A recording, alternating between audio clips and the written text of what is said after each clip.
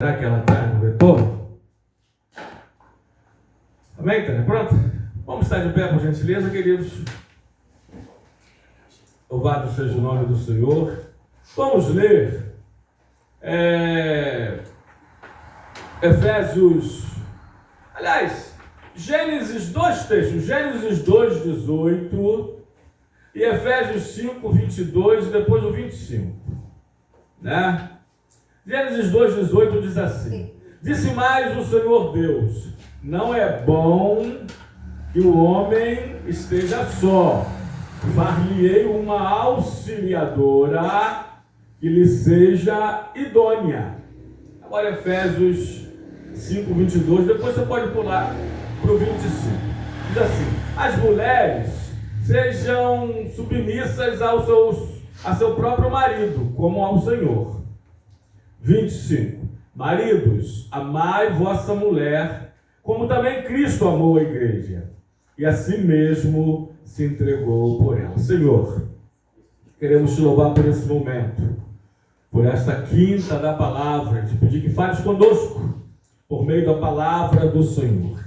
Que o Senhor ministre sua palavra aos nossos corações, que a tua palavra nos pegue e nos acerte. Que a sua palavra vá e faça o que lhe apraz e prospere-a para tudo aquilo pela qual ela foi designada. Em nome de Jesus, muito obrigado, amém e amém, graças a Deus. Pode sentar-se, por gentileza. Bom, queridos, então,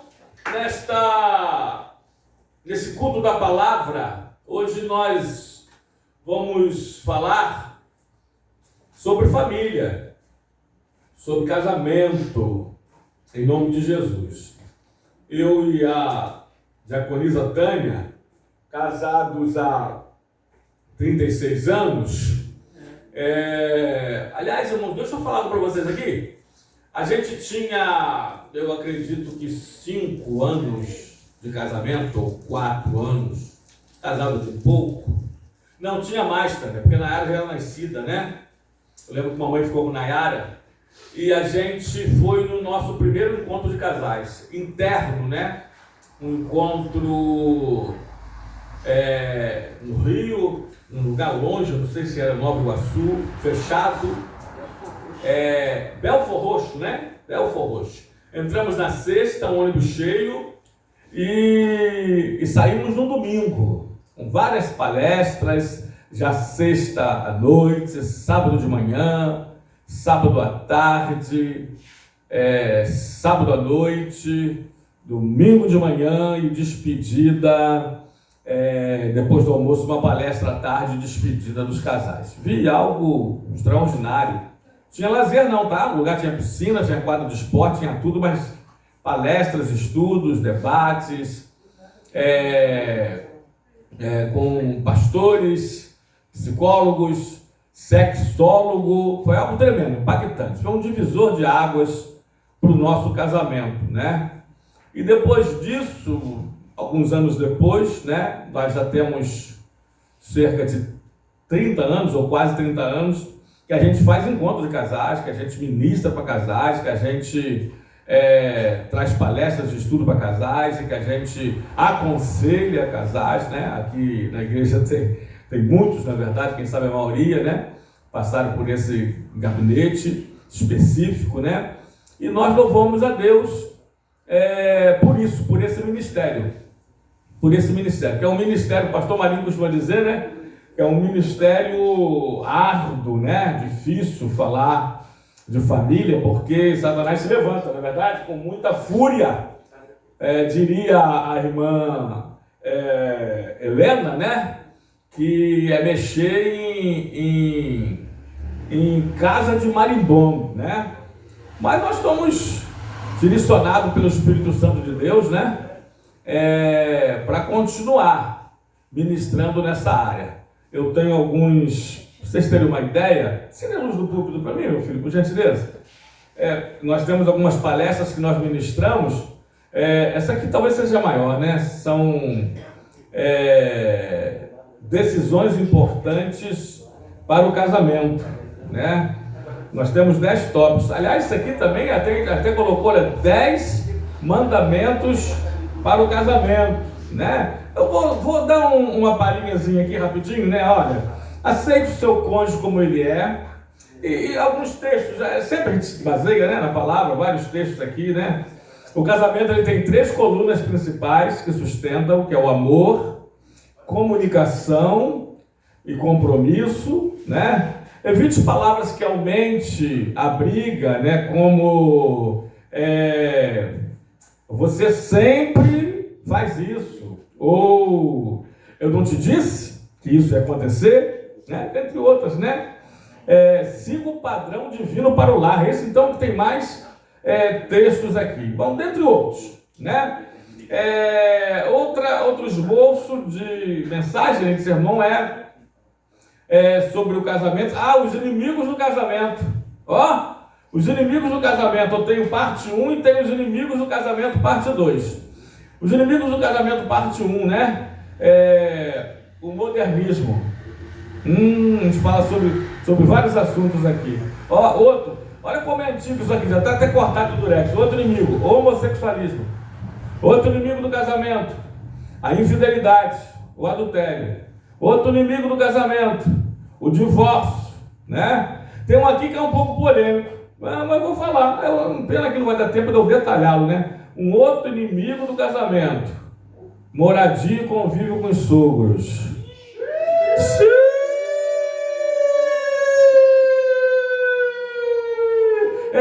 Inimigos do casamento, parte 2, né? Rapidinho, grandes diferenças, principalmente diferença espiritual. Um é crente, o outro não. Aí vai, né? Desequilíbrio sexual, comunicação ruim. Outros inimigos, parte 2. Marido bobão. Antigo, hein? Desordem ou desequilíbrio financeiro. Meu Deus. Isso aí é o principal causa de divórcio. É uma das principais, é verdade. O último aqui, na pesquisa só se mudou. Há tempos atrás era a terceira nas pesquisas, né? Outra aqui, olha, falta de sonhar juntos. Bom, mas a gente não vai falar sobre esses esboços aqui, não. Ainda tem mais um aí, ó. Fala, vamos crescendo aqui. Religião diferente. Eu coloquei dentro da diferenças espirituais, né? É o primeiro tópico do inimigos do casamento, parte 2. Tá em cruz isso aí. Da esposa. Tom de crédito. Eita, Jesus amado. Então, hoje os gols o estudo, a palestra é o casamento que Deus planejou, projetou. É sobre isso que eu gostaria de compartilhar com vocês nesta noite. Deus tem 3 grandes instituições. A primeira grande instituição é o próprio governo teocrático. Deus é soberano e governa sobre tudo e sobre todos. Amém? Pastor Marinho fala muito sobre isso. Segunda instituição divina é a família. A família é projeto de Deus. Deus inventou a família e Deus só inventa coisa boa. Amém? Aliás, Deus projetou a família nasceu no coração de Deus. E a terceira grande instituição divina é a igreja. A igreja é a agência de Deus sobre a terra. Mas, uma das perguntas, nós falamos há pouco nos nossos anúncios, sobre o nosso bate-papo, o Ministério Chama, terça-feira que vem, né? Perguntas e respostas, tipo sabatina, os irmãos estarão perguntando, eu e o pastor Marinho estaremos respondendo em nome de Jesus, com a ajuda do Espírito Santo de Deus, à luz da palavra do Senhor. Pessoas que estão no 2º ou 3º casamento, até mais, né? Podem falar, ministrar sobre família, né? Alguns já até responderam aqui. Mas a gente precisa responder essa pergunta lá, no nosso bate-papo, o Ministério Chama com Calma, né? Porque pode ser que alguém esteja no 4º casamento e ficou viúvo 3 vezes. É uma viúva negra, né? Ou um viúvo negro. Alguém diria assim, eu não casaria com essa pessoa não, eu sou próximo a morrer. Mas pode ser que tenha sido traído 3 vezes. Eita, primeiro a viuvez, casado até que a morte o separe. Romanos 7. A mulher está ligada ao marido enquanto este vive. Amém? Morreu, está livre para casar de novo, né, no Senhor. Agora, irmãos, aqui para nós também, né? Aqui no nosso bairro, nós temos um pastor, não vou dar muitos detalhes, mas alguns sabem, né? Muitos sabem, na verdade. Aí tem um pastor aqui, que a mulher dele morreu, 3 meses depois ele se casou. Novamente. 3 meses depois. Às vezes a gente se pergunta, será que ele conheceu a outra no sepultamento da esposa? Já estava engatilhado. Olha, calma. Namorou 1 mês, noivou o 2º mês, 3º mês casou. Tá? A gente conhece. Tem na família quem casou 5 meses depois de viúvo. 5 meses casou, não casou. Já estava na mira da luz. Agora tem um recordista regional, né, o Evangelista Orlando? Um recordista que a gente conhece, né? Conheceu, né? Que morreu. De Campo Novo, um bairro, né, vizinho Maria Paula, que a esposa dele morreu, pastor, tá? Também. 1 mês depois ele estava casado com outro. Então ele tira 2. 1 mês depois. Eu pergunto, peraí, tem coisas que parecem que não é pecado, mas não parece que é errado, que foge à ética, que é aparência do mal, ou que é desrespeito, ou alguma coisa parecida, né? Então, o primeiro motivo para dissolução do casamento é a morte. Natan, achou? Porventura ignorais, irmãos, que falam que conhecem a lei. Natan, está no versículo, vê aí, vai passando 2, 3 até o 5 ou 6, né? Que a mulher. Tá bom. Ora, a mulher casada está ligada pela lei ao marido enquanto ele vive. Mas se o mesmo morrer, desobrigada ficará da lei conjugal. Bem, muito bem. Segunda forma bíblica de separação, adultério. Bota, Natan. Mateus, eu nem ia falar sobre isso, né? Mateus 19:9. Eu ia ler do versículo 1, mas vamos lá. Ora, eu porém vos digo, quem repudiar ou divorciar-se da sua mulher, não sendo por causa de relações sexuais ilícitas, outra tradução vai dizer, outra versão, por causa de infidelidade ou por causa de adultério, e se casar com um outro, comete adultério. Que casar com a repudiada, comete adultério. Bom, a vítima, o traído, a traída, tem um direito bíblico de se divorciar e livre estar, tá? Tem outros textos, mas vamos lá. Terceiro motivo,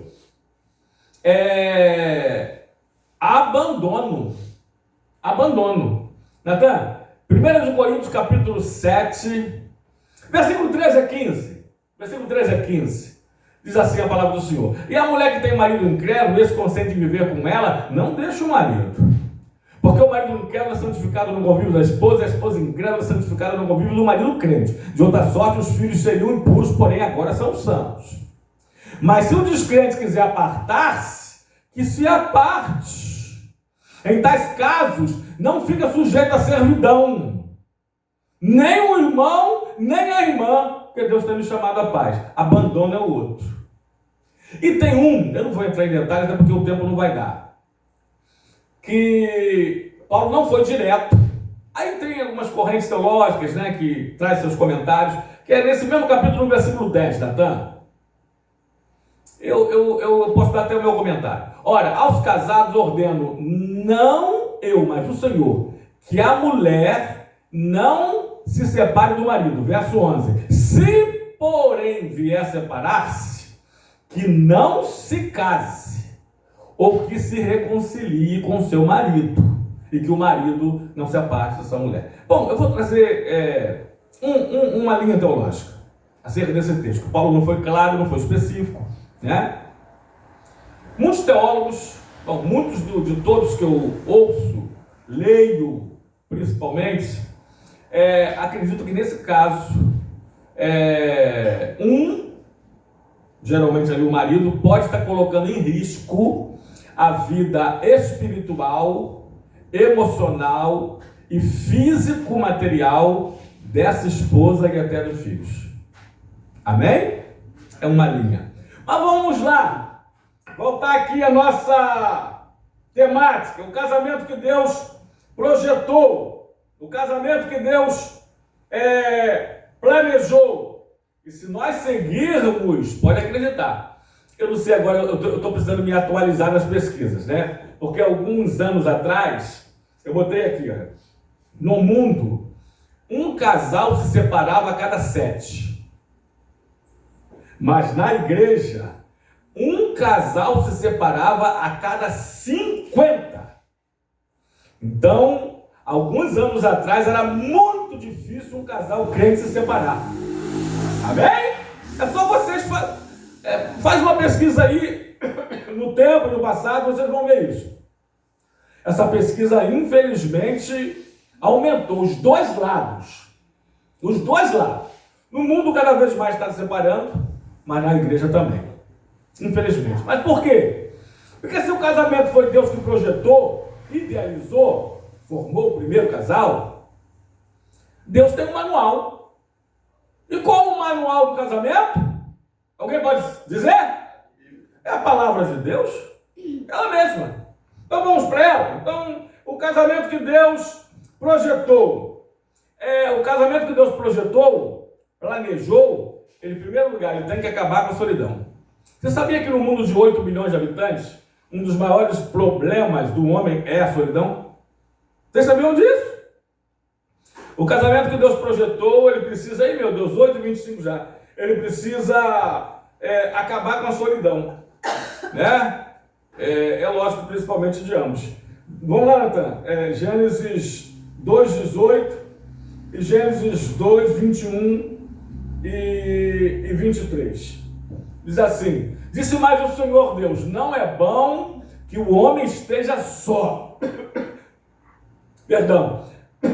Far-lhe-ei uma auxiliadora que lhe seja idônea. 2:21 a 23. Então o Senhor Deus fez cair um pesado sono sobre o homem e adormeceu. Tomou uma das suas costelas e fechou o lugar com carne. E a costela que o Senhor Deus tomara do homem transformou em uma mulher. 23, meu filho. E então disse o homem: eita, esta afinal é outro dos meus ossos e carne da minha carne, chamar-se-á varoa, por conta do varão foi tomado. Quando Adão viu Eva, Adão disse assim, né? Eita, esta afinal é osso dos meus ossos e carne da minha carne. Sabe o que José disse quando viu Maria? José disse: Nossa Senhora. Eita.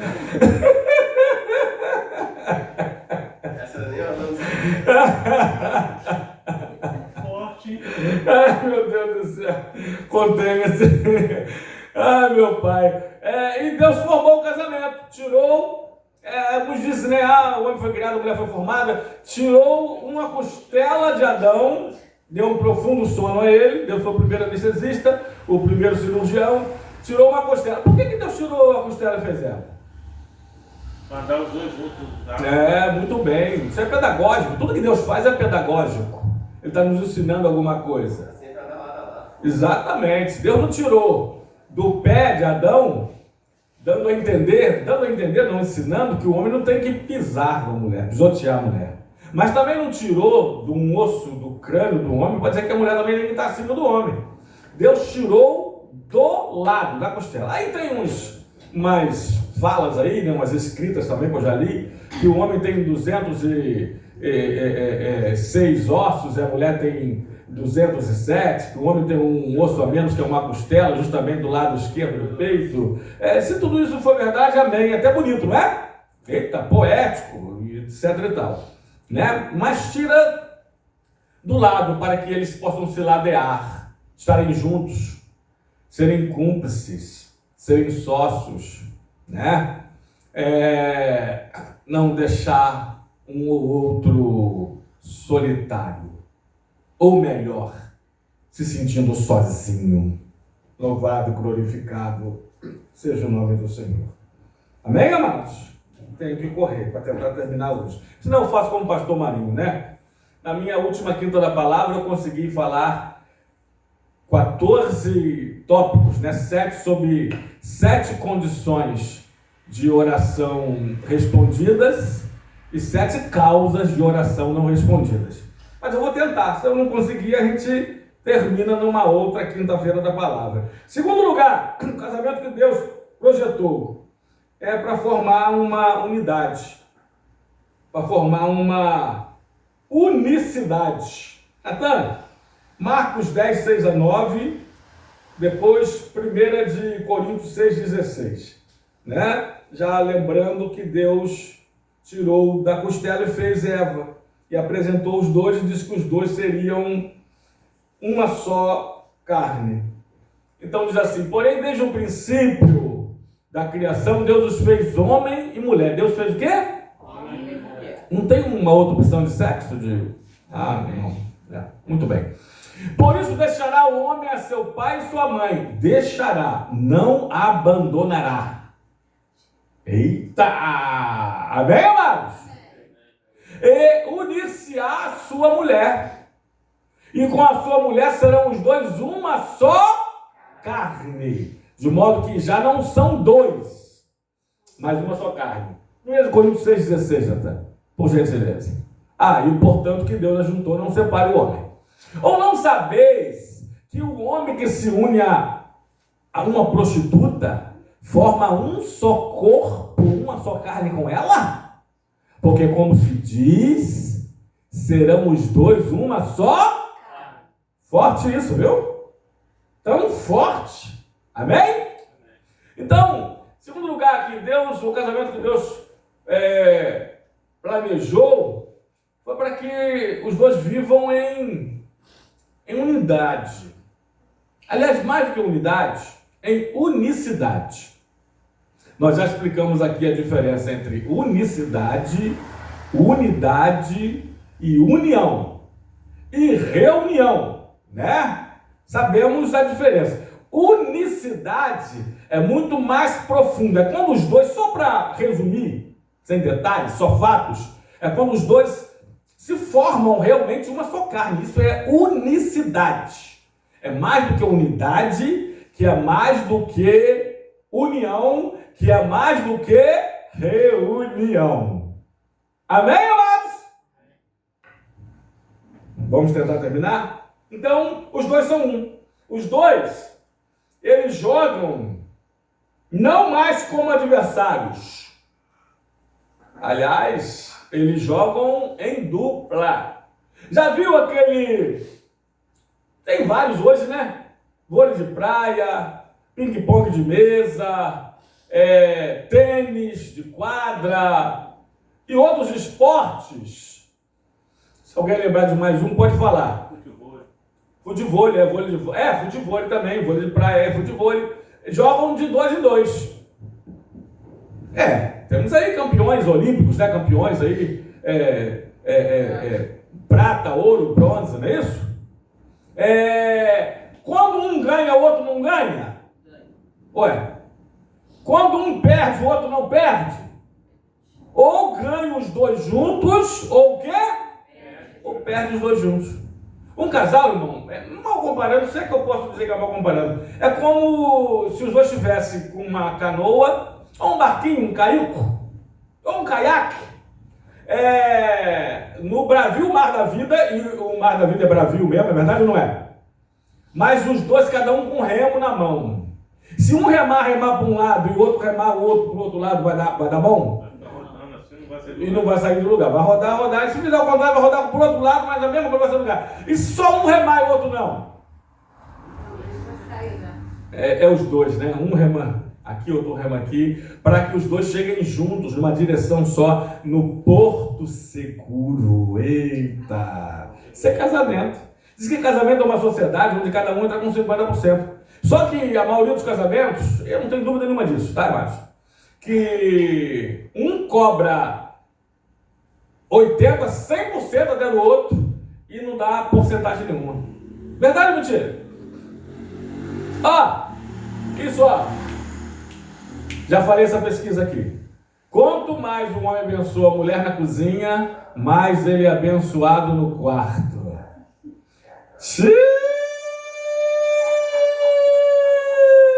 E hoje, irmão, acabou essa coisa de que o homem não faz mais nada. Quem mentiu pra você?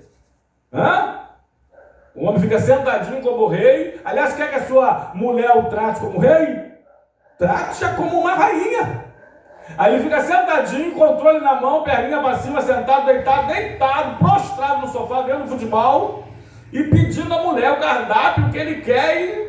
Verdade ou mentira? Eu conheço alguns. Quando eu falo alguns, literalmente falando mais de 4. E até hoje, se o homem for fazer um café, ele queima água. Não sabe fritar um ovo. Não sabe fritar um ovo. Aqui, irmão, modéstia à parte. Modéstia à parte. A varoa que casar com o Natan, eu acredito muito que vai se dar bem. Vai se dar bem. Natan vira e mexe não, né? Não é de vez em nunca, nem de vez em quando. De vez em sempre, quase. De vez em quando para de vez em quando. Para de vez em sempre. Foi onde que ele fez uma canjica? Top. Ele fez uma canjica e eu fiz um caldo verde. Tânia só comeu.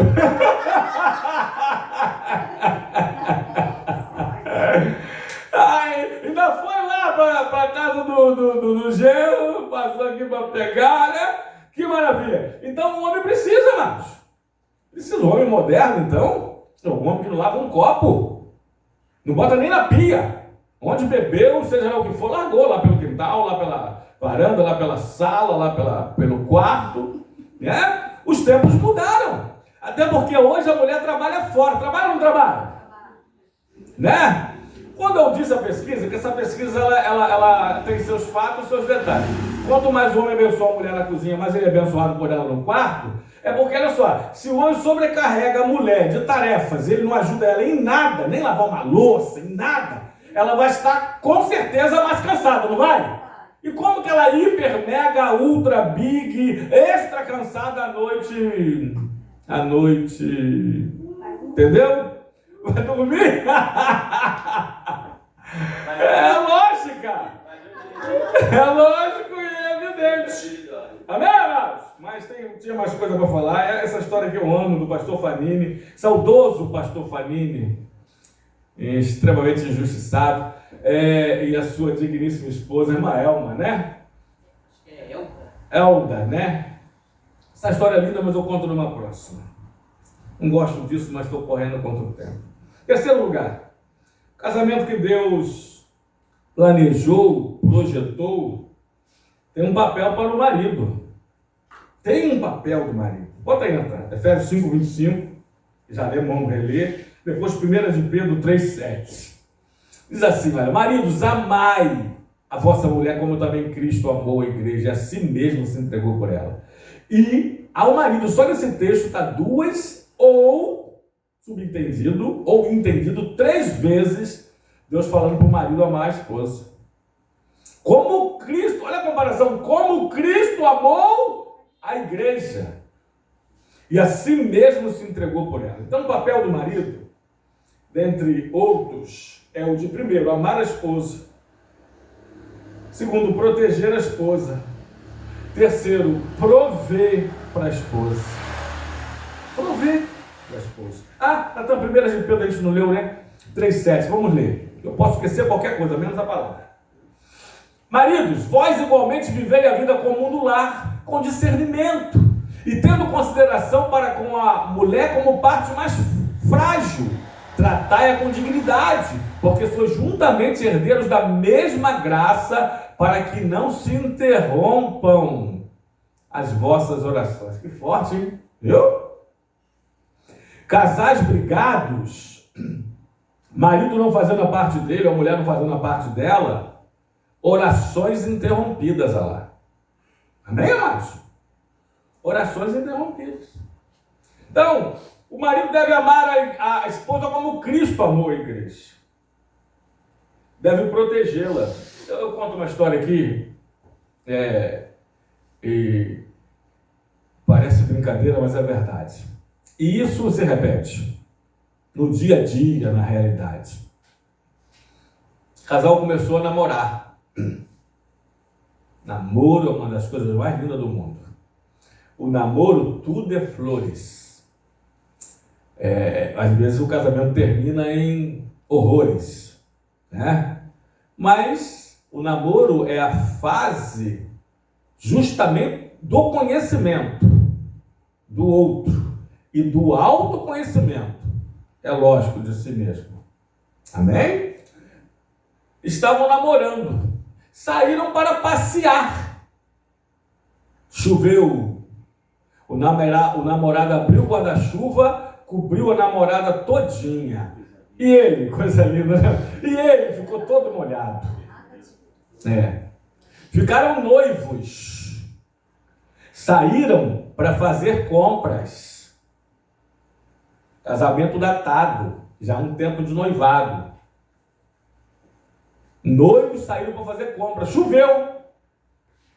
Ele pegou o guarda-chuva, abriu, cobriu a metade dela, o ombro direito dela ficou todo molhado e o braço esquerdo dele ficou todo molhado. Ficaram todos molhados. Dividiu o guarda-chuva no meio certinho. Você já sabe o final da história, né? Casaram.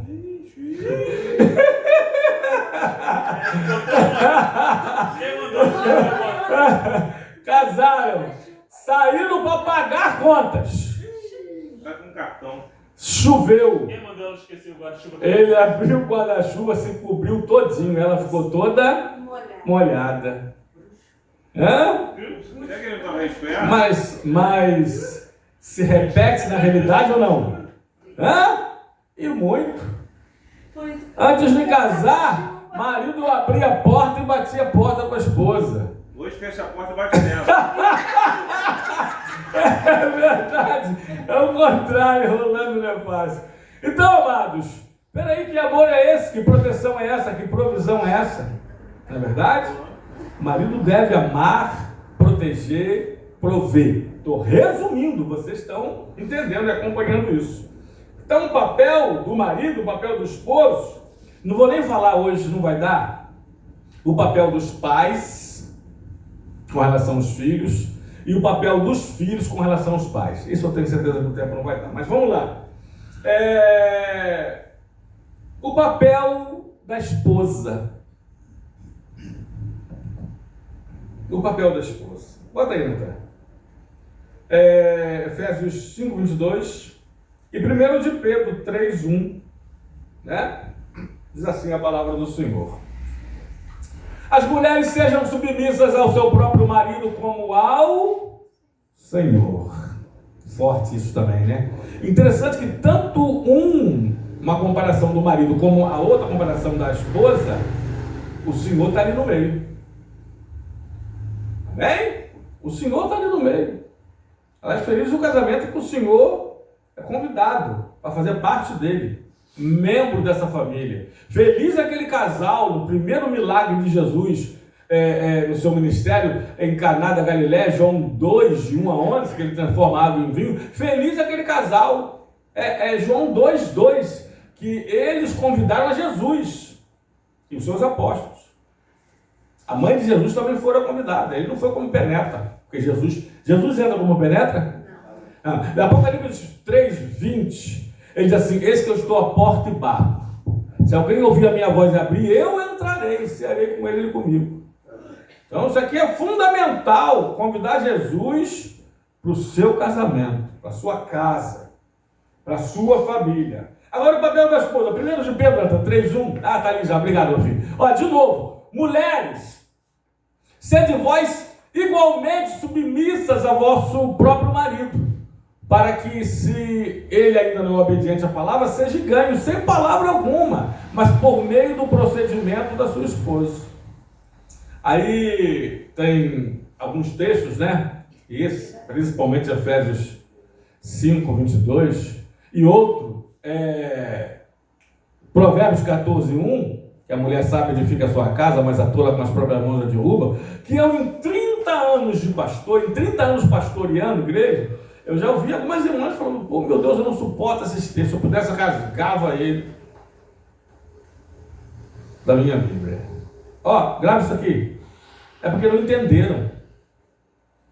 O Provérbios 14 eu não vou explicar agora, Nantão. Estou correndo com o tempo, bota lá em Efésios 5:22.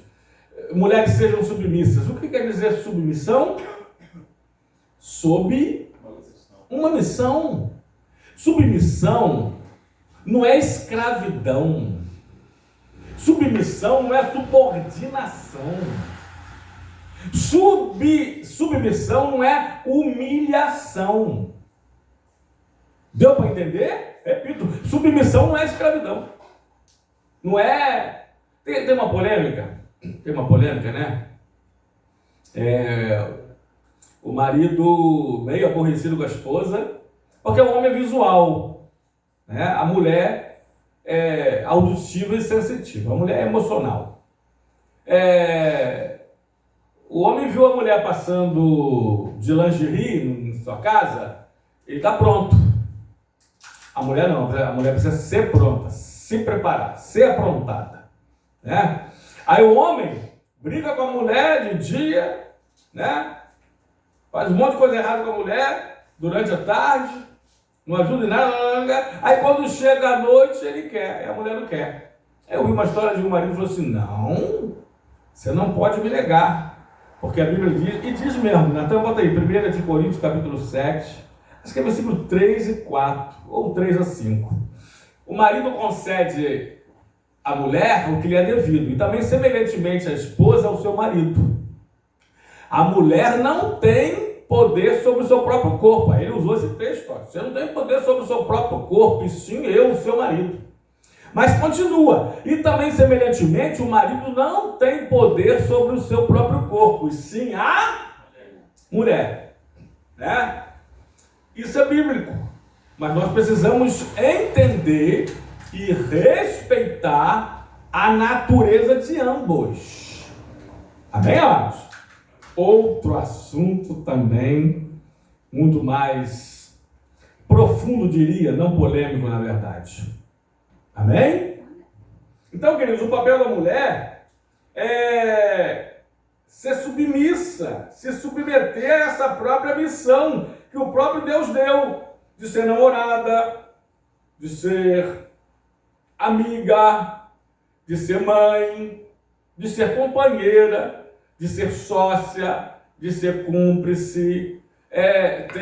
Tem mulheres que elas conseguem ainda ser... Uma coisa é esposa, outra coisa é mulher, isso aí também dá para entender. Uma coisa é carinho, outra coisa é carícia, acho que vocês também sabem disso. Agora tem mulheres que conseguem ser namorada, mulher e amante do marido ao mesmo tempo.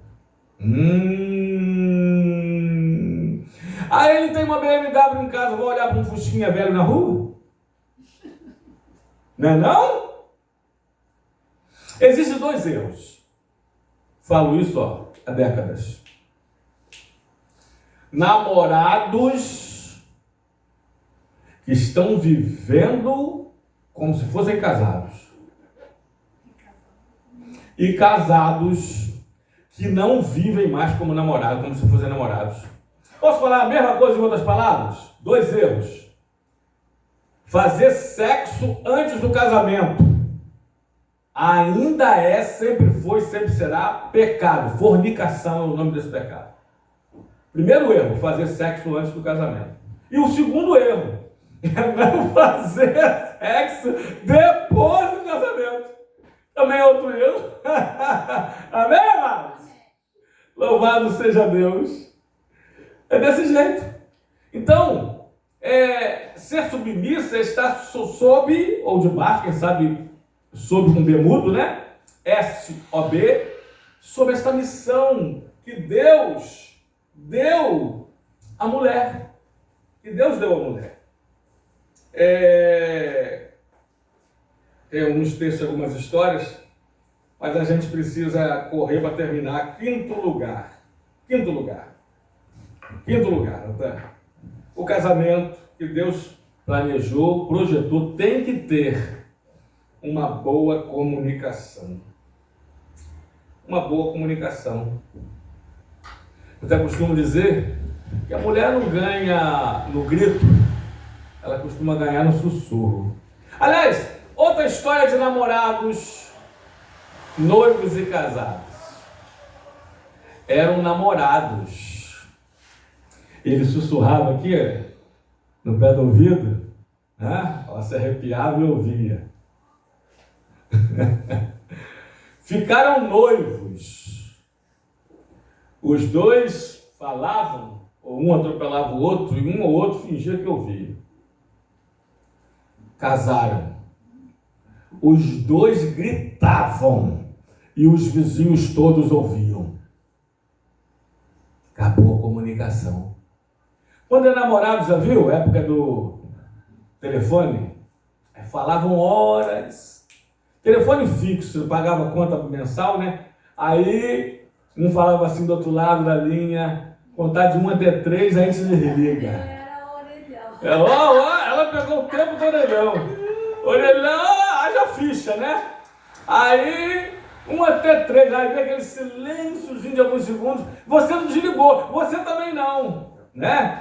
Conversavam horas a fio, saíam do tempo, entravam na eternidade. E depois, quando casa, quase não tem conversa. Aí tem um ditado que diz que é uma gíria, né? Que tudo é uma conversa, irmãos. Tudo é uma conversa. Boa comunicação. Comunicação, diálogo. Um ouve, outro, um fala, o outro ouve. Depois o outro fala e um ouve. Se só um fala, você talvez deve conhecer, eu conheço, né? Casal que só um fala. Conheço o casal de um pastor, já falei para ele, vou lançar. Pastor Marinho também. Eu falei assim, rapaz, pastor, você precisa deixar sua mulher falar. A mulher precisa falar mais do que o homem. A mulher precisa falar 8.000 palavras por dia. 8 não, 20, né? O homem é 8. Olha a diferença. Mais de 2 vezes mais. Você não deixa sua mulher falar. Agora a gente conhece também, né? Acho que vocês conhecem, eu conheço. Mulher que não deixa o homem falar de jeito nenhum. Ela fala pelos cotovelos. Ele não pode falar. Quando ele começa a abrir a boca para falar, ela já interrompe e não deixa ele falar. Não há comunicação. Casamento desse não tem como dar bom. Né? Porque a comunicação... Oi? É verdade, daquela história, né? É verdade. O Júlio da... Nessa, né, o nome dela. Eles, na verdade, fazem alguns videozinhos que mostram muito mesmo a realidade de muitos casamentos, né? Onde não há diálogo. E precisa haver diálogo, né? Antes, durante o casamento. Aí eu tentei procurar alguns textos, né? Porque eu até hoje eu perguntei ao Google